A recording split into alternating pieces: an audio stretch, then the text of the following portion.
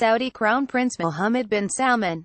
Pavel GolovkinAP. Mohammed bin Salman, the Saudi Crown Prince known for his bold and sometimes reckless steps to transform his country and its place in the Middle East, has staged his biggest coup yet. On Saturday, 11 princes and 36 other senior officials and big businessmen were arrested on his orders, including the commander of the National Guard, the economy minister and Saudi Arabia's leading international financier. Though they are reportedly being held in luxury hotels, Saudi media are describing them as traitors, an ominous sign of what may be in store. As if that were not enough for one weekend, the 32-year-old prince flexed Saudi muscles across the region.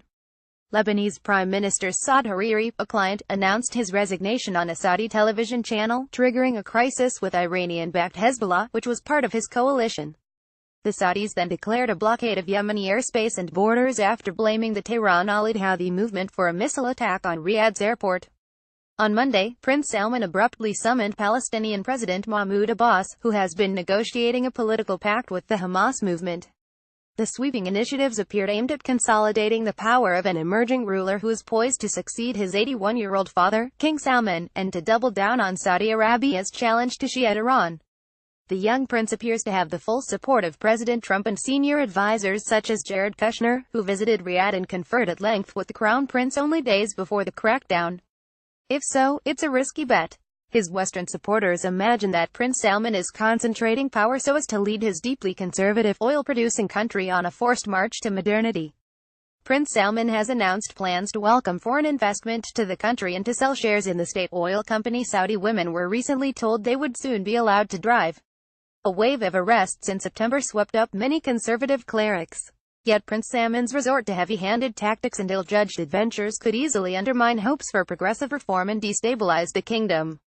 He is arresting not just hidebound Islamic clerics but liberal journalists and human rights activists who ought to be his natural allies.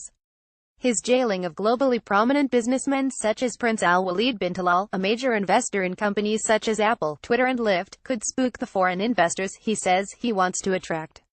Most seriously, the war the young prince launched in Yemen in 2015 has become a quagmire and fuels what is probably the worst humanitarian crisis in the world.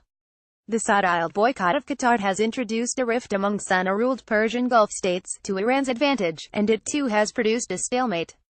Mr. Hariri's resignation will likely have the effect of strengthening rather than weakening Hezbollah's hold over Lebanon. To the extent it backs Prince Salman's gambles, the Trump administration is needlessly risking U.S. equities in the Middle East. Rather than indulge the young ruler, it ought to be pushing to curb his excesses, both at home and abroad.